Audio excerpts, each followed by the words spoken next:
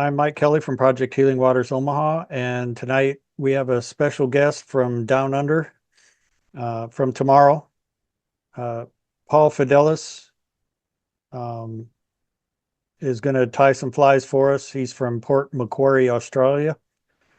I'll hand it over to Paul, and he's going to do some pretty interesting flies that definitely. I'm definitely going to tie the slow sinking spider.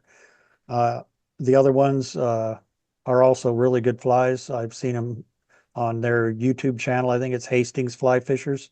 If you look for that on YouTube, you can find um, those most of these flies. But I'll go ahead and hand it over to you, Paul. Okay.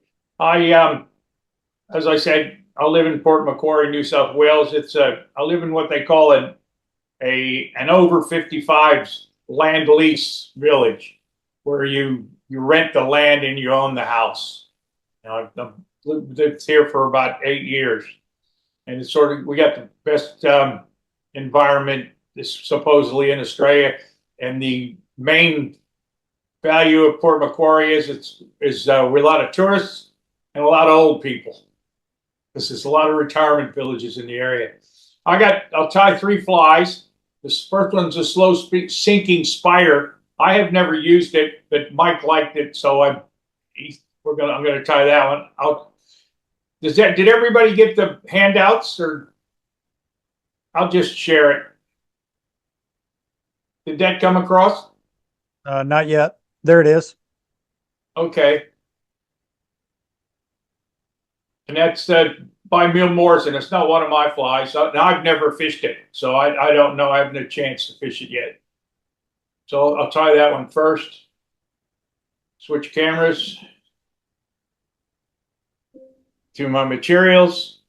I got the hooks. What I've done is that I cut the legs in sections of 4 and cut them short, so that normally when you put your legs on, they're all tangled. And I looked this up. I tried this up, and it worked out pretty good. So I'll do that one now. Change cameras again.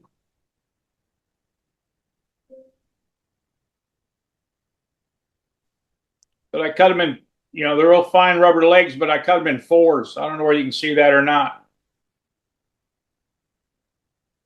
So I got them from J.S. Stockard, actually. The big long stacks of long strip.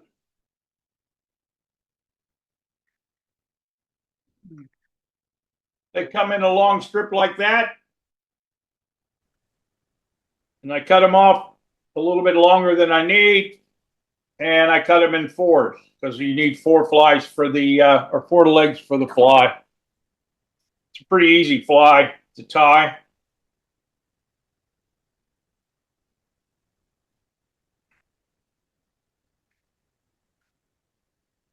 I'll do a show off with the Norvise. Because you always got to show off your Norvise. Right.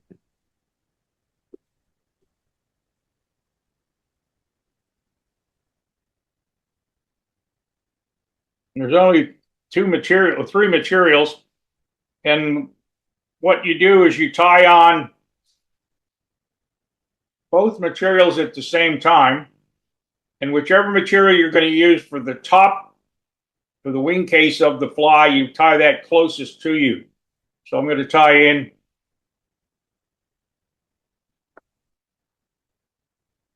2 of these. And I want the black closest to me, because that's going to be the wing case.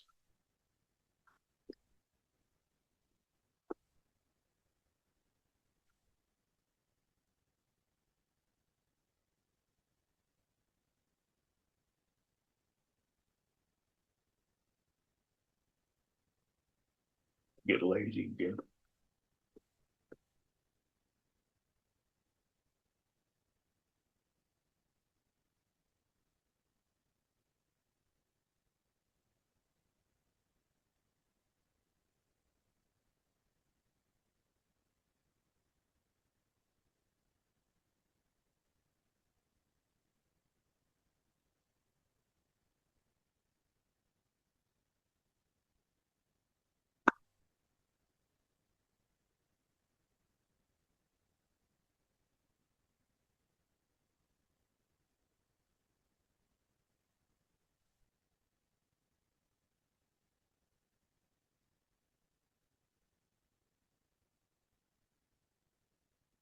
This is your wing case.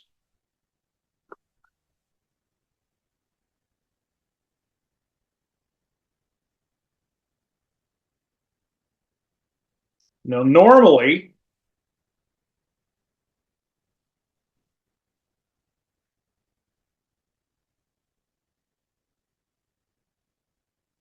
you would tie in your legs right now, but when you tie in the legs, fighting with them to wrap, that lasts a little bit. So what I do is I tie in the legs last. Hopefully I didn't cut this too short.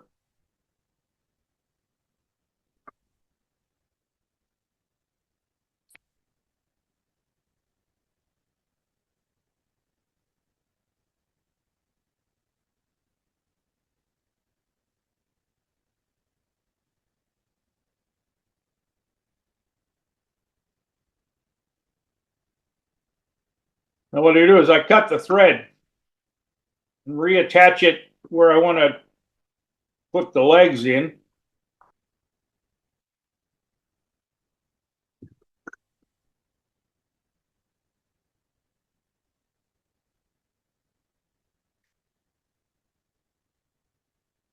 And what you do with the legs is you just take them underneath, put it on top,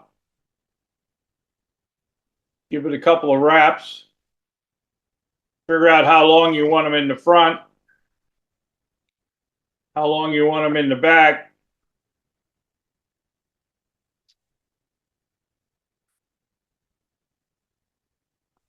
Front ones are a bit long. Back ones.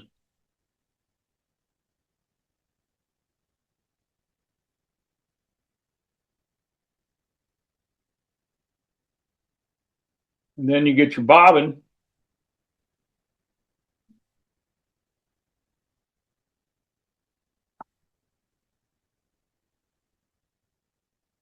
My leg jumps so much.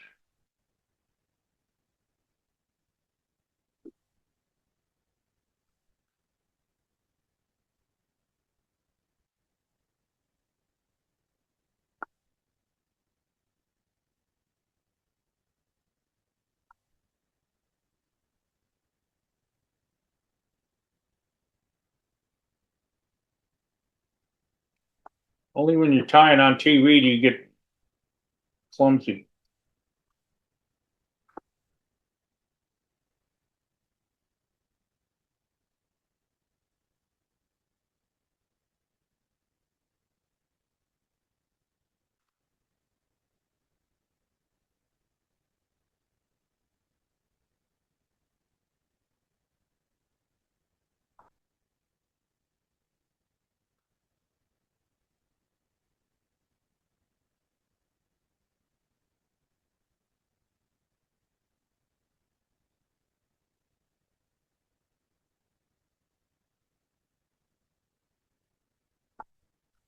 And that's the sinking spider. If you want to, I can tie that one again. Okay, the next one is my Possum Soft Hackle. All right, now I've already got the wire on. I'll get another hook and show you how I do the wire.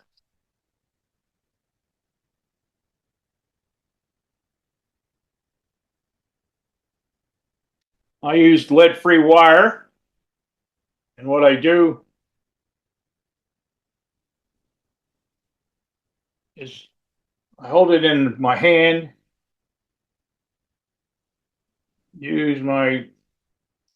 place it on the top, do my wraps, and that way you don't waste any wire. Now the next thing is the possum. Australian possums are protected, okay? And so you can't interfere with them or do anything to them on penalty of death, not whatever. And when I first started fly tying, I looked up a possum, and some guy was selling a possum pelt to the UK, and he wanted some ungodly amount of money. And I looked it up, and he was a local in Sydney. Now, you're not allowed to kill these things. And I think this guy either made it roadkill, right? Or somehow what they do is they climb into people's, in the winter, they actually go into the wood upper portions of people's houses, and you're allowed to move them that way. Otherwise, you got to leave them alone. But this is the possum fur, and it's really great. I just use the top bits for this fly, and the bottom portion is when you cut it. I'll show you when I cut the piece, and you use that as your dubbing.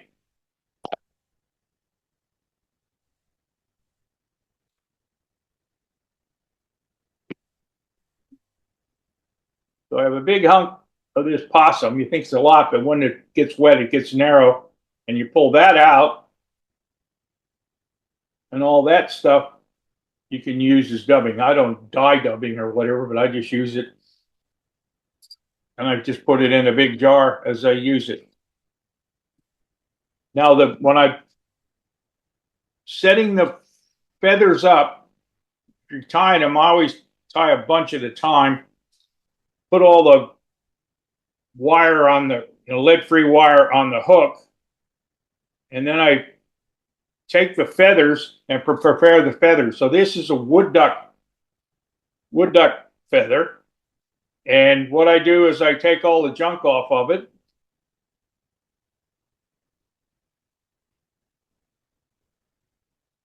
And then I take it up and I measure the fibers on the hook, how long I want it.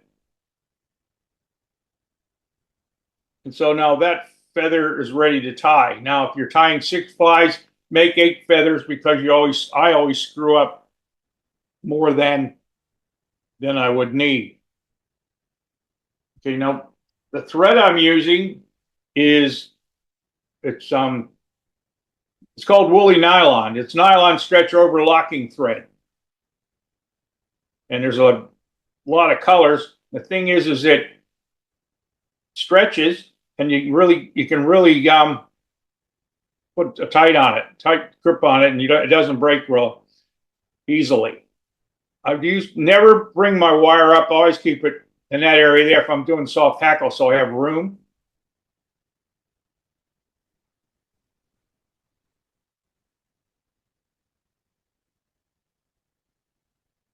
And you think people always go, there's a whole lot of waste.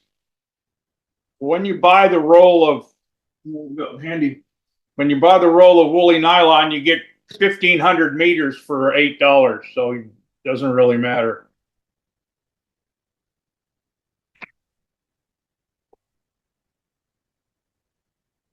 All right, so the tail's going to be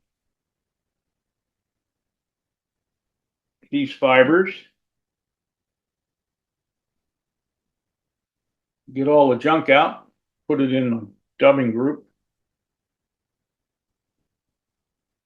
You want to keep it about that. Now, it looks like there's a massive amount, but it isn't, because when it's wet, it shrinks to practically nothing.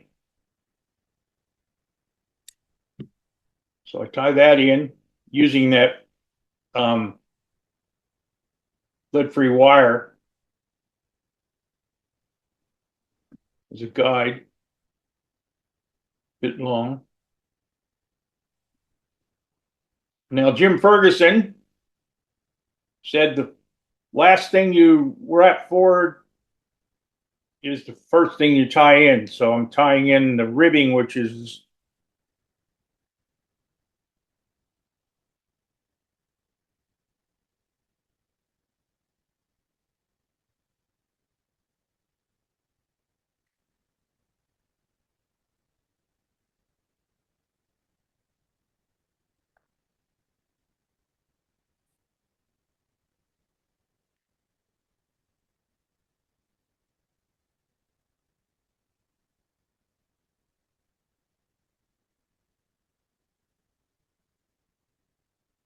you got my BTS.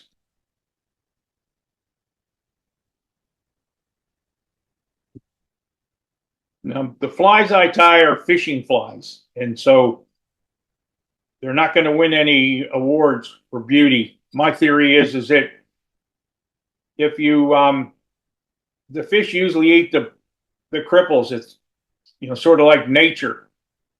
You know, in Africa, all the limping animals are the ones that the tigers or the lions get.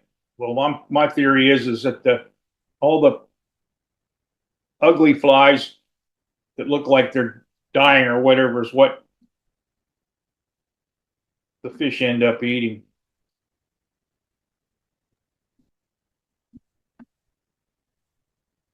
You put this stuff on and you think, geez, it's really thick, but it isn't. When it gets wet, it shrinks. It really gets small.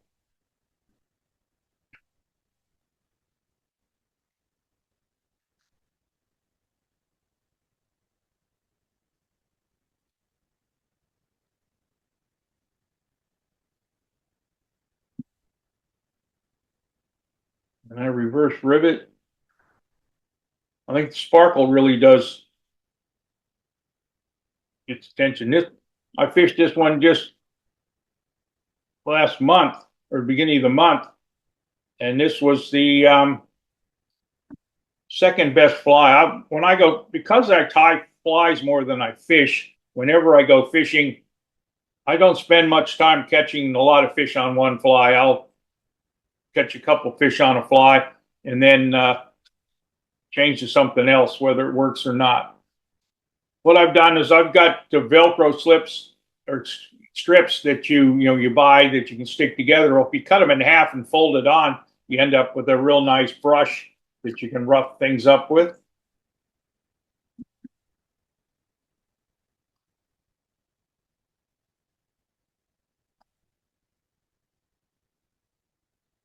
Paul, I got a quick question. Yep. Where do you get the woolly nylon? Usually you can get it on the internet. I saw on the internet. I get it from what the place called Spotlight, which is where all the ladies go to buy all their stuff. It's a sewing thing, but you can get it on. I looked it up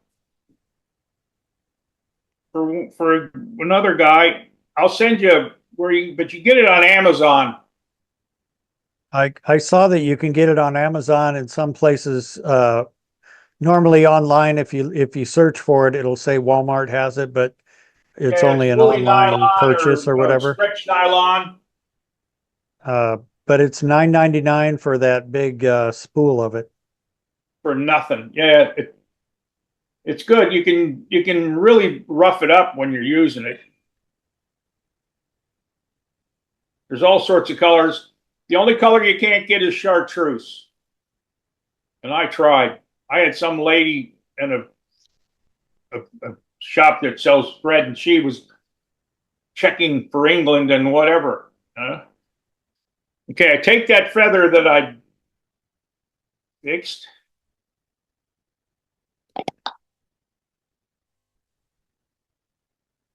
Okay.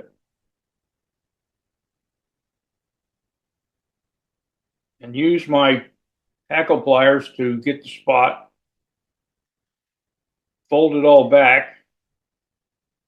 You wind up with a little bit left over. I tie my soft hackles in by the tip. It's pretty messy here. You think, oh, geez, what a mess.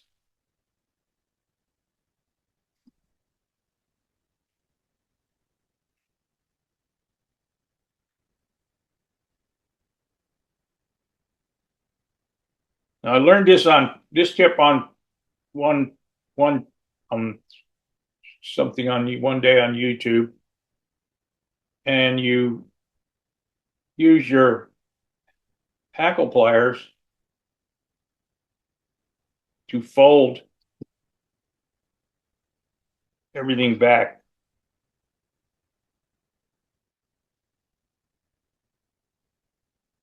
See this? I break this, and I got one.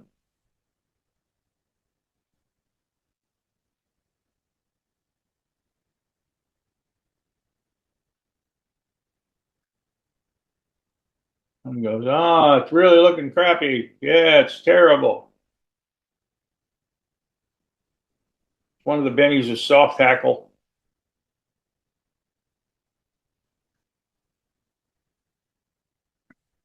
tie that in. Make sure you keep your scissors away from the. And now all you do is push everything back.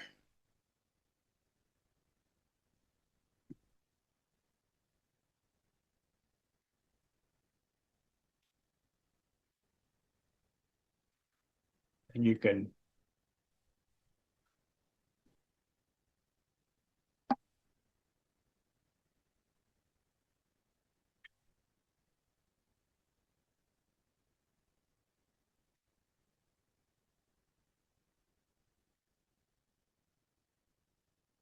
And I got some Sally Hansen's in a squeeze jar that I bought from the Chinese junk shop.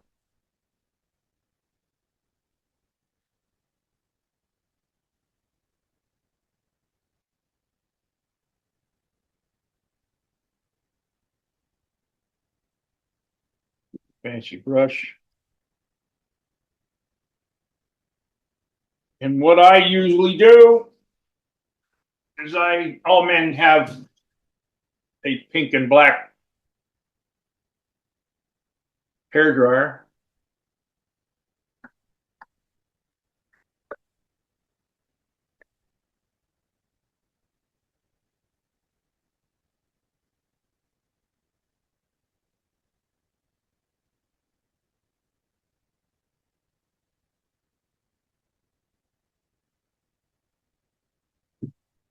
And then the hair dryer puts all the stuff. You look at that bushy tail, but the bushy tail will wind up real narrow. And I've caught plenty of fish on this one.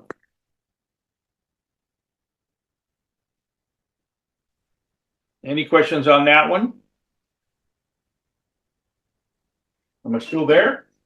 That question about that I asked earlier was from Larry, but I have a question. So obviously there's a difference in the Australian possum and the ones that we have here in Yeah, the United States. I think it's called a Virginia possum is what yeah. the name It's for it no is. possum. It's a different, They it's a have different very fur little hair.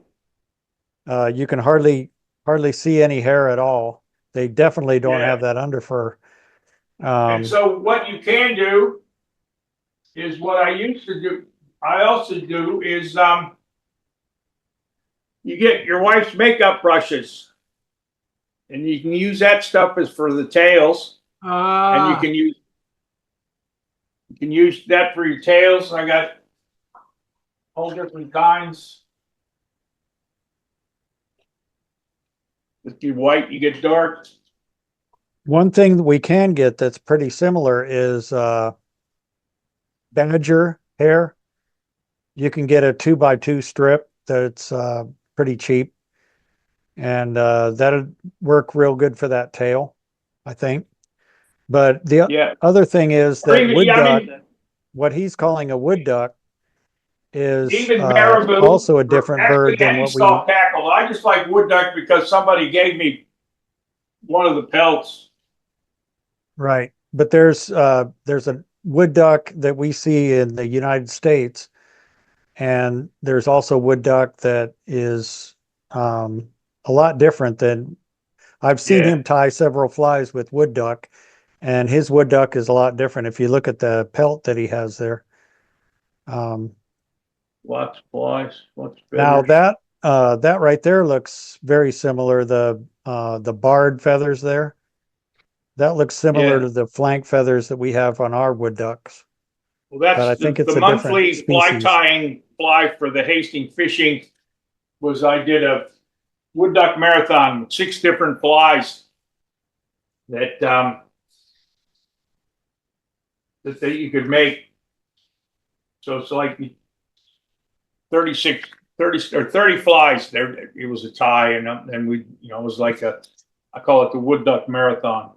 I'll do it over here where you can see. I use a There you go. floating line, braided leader, which sinks, and then the tippet. So what happens is the floating line pretty much holds the leader up, and your tippet, say this is the bottom. Your tippet the leader's this way, and your tippet's just drifting along like that. So you don't go into any weeds or anything, but you're right on the edge. And I use that a lot, even salt water, and it's easier to turn over.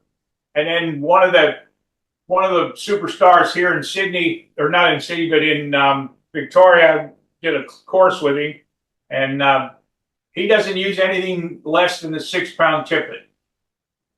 You know, and you think, oh, wait a minute, you know, and the whole thing is why hook the fish of a lifetime on a 2-pound tippet and watch it swim away because your line broke. So I just use a 6-pound. Maybe some fish won't get it, but most of the time, you know, they're going after the flies anyway. Any more questions? I sent Mike a video on how I make my braided leaders, and it just becomes fun. You know, you end up with too many. I'm getting a mess here. The next fly is going to be a orange bead-headed red tag. Now, a red tag is sort of a go-to fly in Tasmania, and for some reason, you put an orange bead on anything here in Australia, and the fish like it. And so then I did, well, why not combine the two together? And I've caught quite a few fish on this fly. Put the bead on first. If you use a tungsten, I didn't put any weight on this one. I'll do it in black.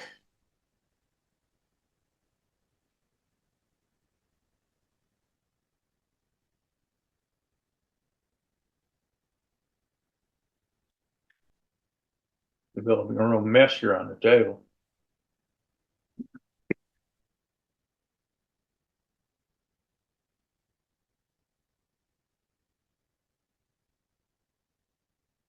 Okay, there's all sorts of materials. I'm just going to use some yarn. And what I do with the yarn is I rough it up.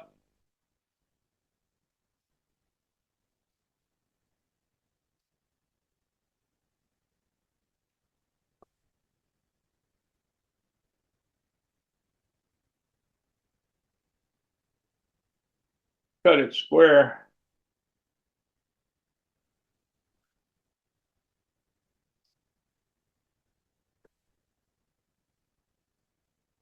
And then once again, I use this little line here on my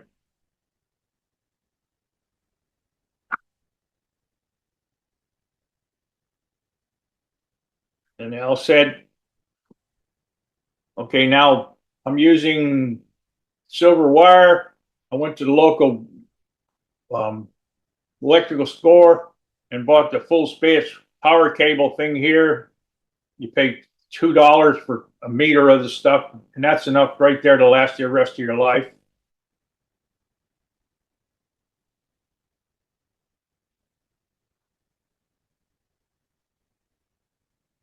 Tie in the wire.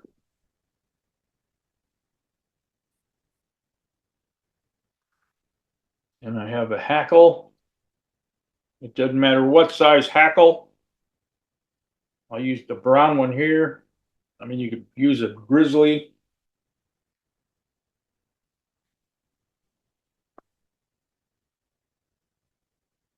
I'm not real neat, you notice.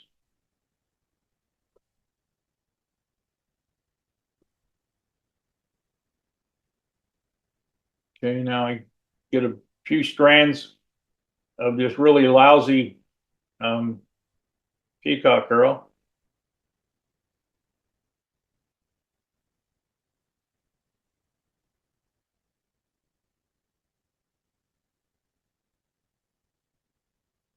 Whenever I use peacock curl, even if I'm not doing the Norvise way, I start at the front and work my way back and work my way to the front.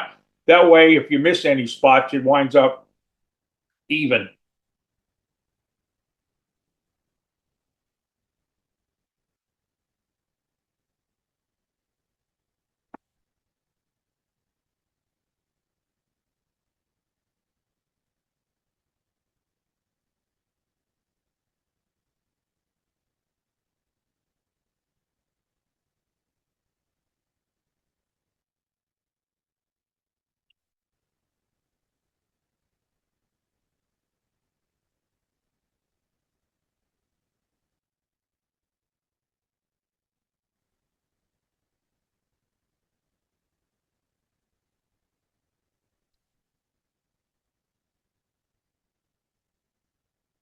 I always move my finger away from pull the line away so you don't cut the line.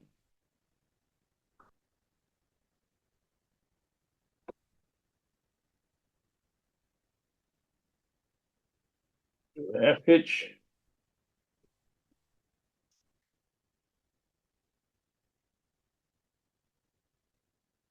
Now what I do here is I've got the wire and the hackle, and I want the wire behind the hackle. And what I'm doing is I'm wrapping the wire and the hackle.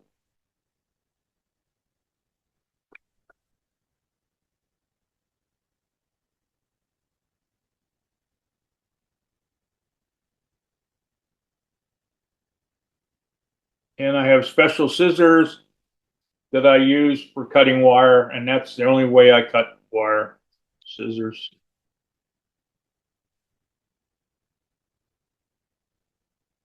Really made a mess of my desk here.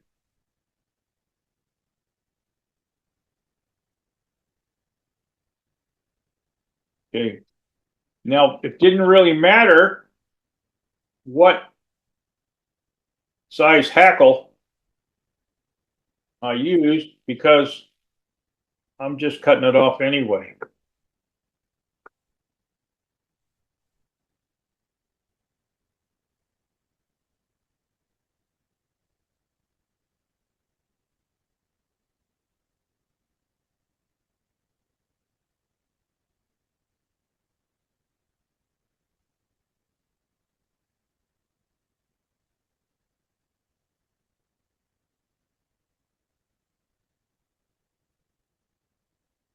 And that's a orange bead-headed red tag.